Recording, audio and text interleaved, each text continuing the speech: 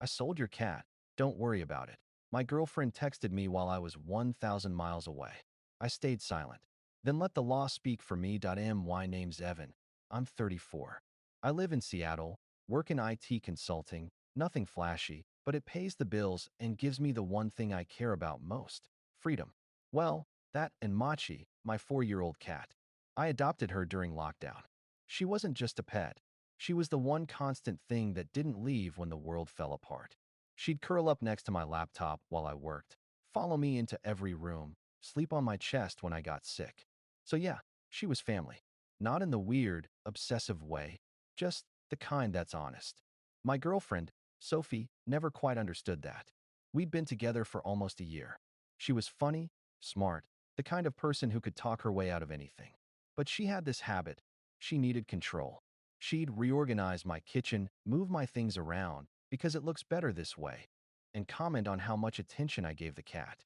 Always with a smile, but with that tone, the kind that makes you feel guilty for something harmless. You treat that cat like a kid, she'd say. You'll never be able to date properly if you're always worrying about feeding times. I'd laugh it off. She'd roll her eyes. I thought it was harmless. I was wrong. In April, I had to fly to Denver for a week-long business trip. Sophie offered to help out by watching Machi while I was gone. I hesitated. She'd never seemed comfortable around the cat, but she insisted. You're too paranoid, she said. I'll take good care of her. I promise. So I agreed. Left her the keys, the vet's number, feeding schedule, even bought extra litter just to be safe. The first few days were fine. She sent a few pictures. Machi on the couch, Machi sleeping in a patch of sunlight. I let myself relax. Then, on the fifth night, a Thursday, I got the text. Sophie, I sold your cat. Don't worry about it. At first, I thought it was a joke. I even typed back, very funny. What did you actually do? Then I saw the next message. Sophie, no joke. She's gone. She's better off. You'll thank me when you realize how neurotic you were about her. I froze. You know that kind of anger where you go cold instead of hot? That's what hit me. No yelling, no swearing, just total silence. Then I called her. Straight to voicemail. Texted again. Where is she? Who did you give her to? No answer. I didn't sleep that night. I called every shelter, every emergency vet, even the microchip company. Nothing. By the next morning, I knew this wasn't a misunderstanding. It was theft. So I did what I do best. I documented everything. Screenshots of her messages, timestamps, our lease info showing she didn't live there, adoption papers with my name, microchip registration. Then I called the police. The officer on the phone was surprisingly calm. He asked for proof of ownership, so I sent photos of vet bills, adoption receipts, and her messages. He paused for a moment, then said, Sir, this qualifies as theft of property. It doesn't matter that it's an animal. Under Washington law, she took something that's legally yours. He filed a report. I filed one with animal control too, in case she tried to rehome Machi locally. By noon, I'd left Denver early and was on a flight home. When I landed, I drove straight to her apartment. She wasn't there, but her car was. I waited outside for an hour until she finally showed up, holding a shopping bag and looking shocked to see me. You're back early, she said. Where is she? Oh my God, you're being dramatic. She's with a nice family. A couple with a backyard. She's fine. You sold her. You're welcome. That's when I said the only thing that came to mind. Quiet, flat, factual. The police will contact you. And then I left. 2 days later, they did. Sophie called me crying. Evan, are you serious? You're going to ruin my life over a cat. You already did that yourself. She tried to guilt trip me, saying she just wanted to help me move on from attachments, that I was too emotional, that this is why we don't work. I didn't reply. I didn't have to, because I knew something she didn't. The family she sold Machi to had already been contacted by animal control. Turns out she'd posted the cat on Facebook Marketplace under rehoming for $500. And they, bless them, immediately returned Machi once they learned the truth. I got her back. Scared. Skittish, but safe. And Sophie? She got charged with pet theft and fraudulent sale of property. She pleaded no contest and had to pay fines, restitution, and attend mandatory counseling. We never spoke again. At least, not for a while. That it's been a few months since I got Machi back. She's fine now, jumpy sometimes, but back to sleeping on my chest like she used to. The first week after bringing her home, She'd follow me everywhere, even to the bathroom. I think she thought I'd disappear again. It took her longer to trust the sound of the front door. It took me longer to trust people. After Sophie's case went to court, things got complicated. She pled no contest and got a fine, community service, and a formal order to reimburse me the $500. The court records were public, which meant she didn't just get a conviction, she got embarrassment. I didn't rub it in, didn't post about it, didn't gloat. I just wanted distance. But people like Sophie don't do distance. They do damage control. It started small, a message from an unknown number.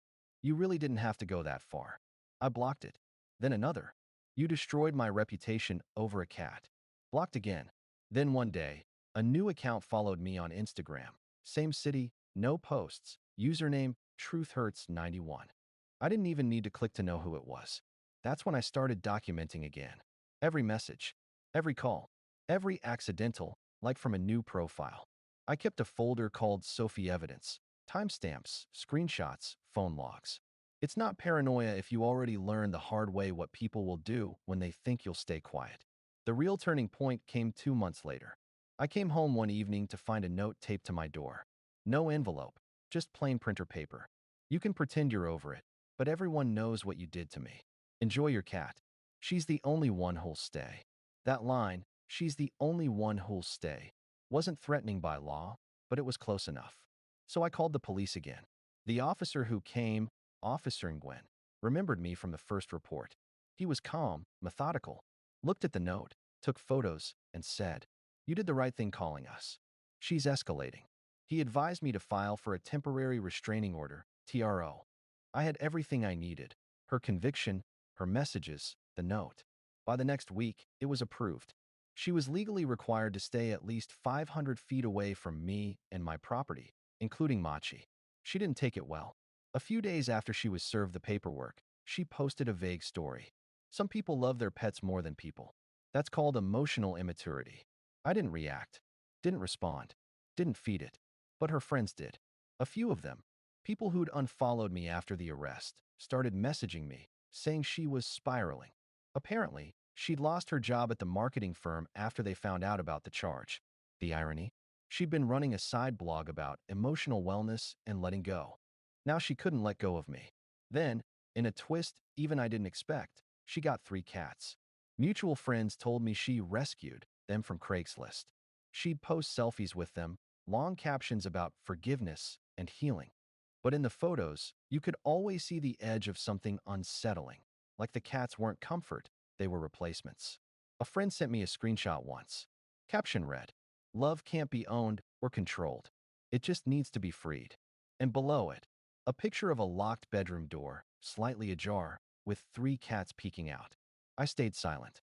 Didn't comment, didn't message. I just kept my boundaries. Because I realized something about Sophie, she didn't want closure. She wanted chaos she could control. When I stopped reacting, I took that away from her. Then came the last escalation. It was early morning, 5:30 a.m., when I woke up to banging on my door. 3 sharp knocks. Urgent. I looked through the peephole. Officer Nguyen again. "Mr. Kane." "Yeah." "We've detained Ms. Jensen." Apparently, she'd been found parked outside my building in her car. Not doing anything overtly illegal, just sitting there, watching. In the back seat, 3 cat carriers. Empty. When I heard that, something inside me went ice cold. Officer Nguyen said, "She claimed she just wanted to talk. But given the restraining order, we took her in." He asked if I wanted to press charges for violation of the order. I did. She was held overnight, released on bail, and ordered to undergo a full psychiatric evaluation. That was the last time I ever saw her name in my inbox, in my feed, or anywhere else. People sometimes ask how I stayed calm through all of it.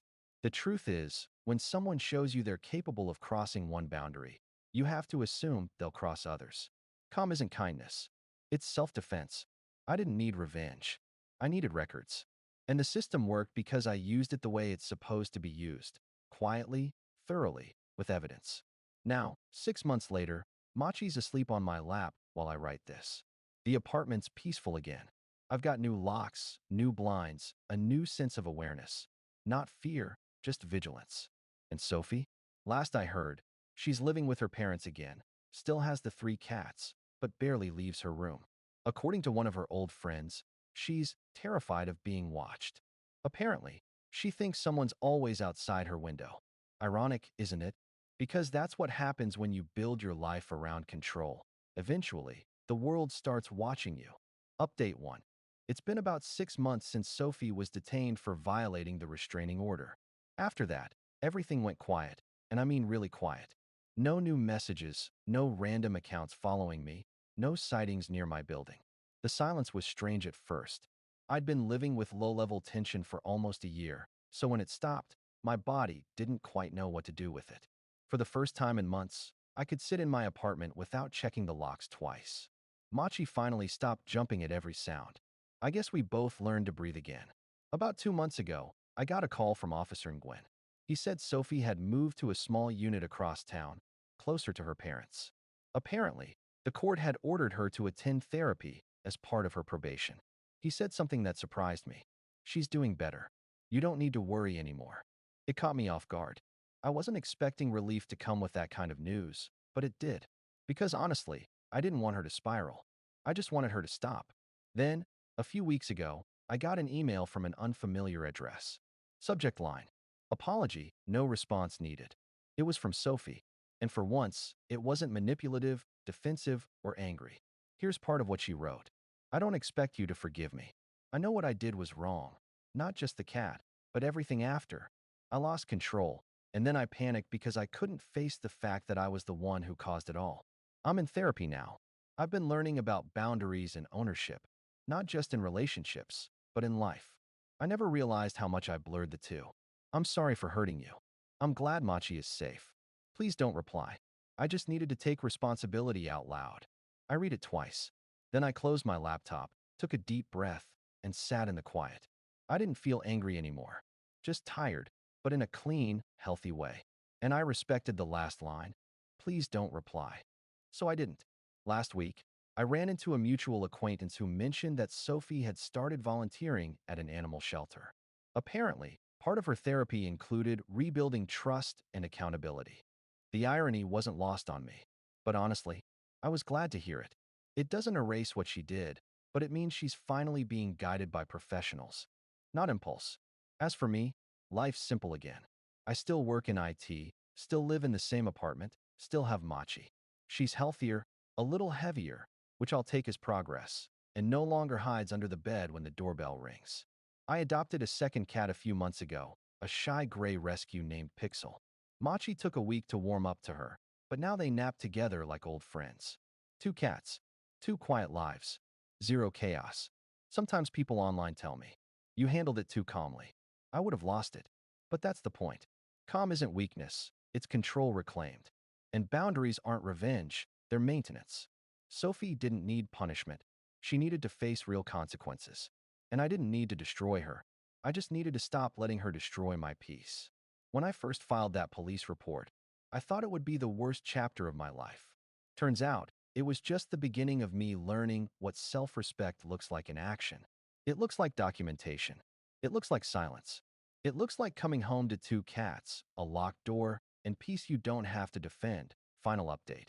It's been a little over 2 years since that text. I sold your cat. Don't worry about it. It feels like a lifetime ago now. Back then, I thought that message was the end of my peace. Turns out, it was the beginning of finding it. These days, my life is smaller, intentionally so. I still work remotely.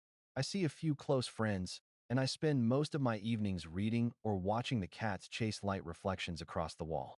No drama, no noise, no walking on eggshells to avoid someone's next unpredictable reaction. That's what recovery looks like, I think. Not fireworks, just stillness. I still get updates from mutual acquaintances every once in a while. Sophie apparently moved again, to a quieter town near her sister. She's still volunteering at that shelter, and from what I've heard, she stayed in therapy. She doesn't talk about me anymore. And that, honestly, is the best outcome I could have hoped for. People ask if I ever forgave her. The truth? Yeah, I did, quietly, and not for her. Because forgiveness isn't reconciliation. It's just the point where you stop dragging the past into every peaceful moment. You stop needing the apology to come in person because the lesson already did. Last summer, Machi got sick. Nothing serious, just a stomach issue. But while I was at the vet's office, I had this weird moment of deja vu. Same clipboard, same paperwork, same name on the file, mine. And I realized that was what all of it came down to. Ownership, not of the cat, not of the apartment, but of my own life. I finally stopped giving people the power to redefine what mattered to me. I won't pretend I'm the same person I was before all this. I'm a little more cautious, a little quieter. I think twice before letting someone in fully. But I'm also calmer, more deliberate, more confident in what I'll accept and what I won't justify as love. Because real love doesn't require you to lose your boundaries to prove your care. It fits within them. Every now and then, I look back at the folder on my drive, sofievidence.zip, still sitting there. I keep it as a reminder, not of what she did, but of what I learned. Documentation isn't paranoia. It's clarity. You can't reason with someone who thrives on chaos, but you can always protect yourself with facts and silence.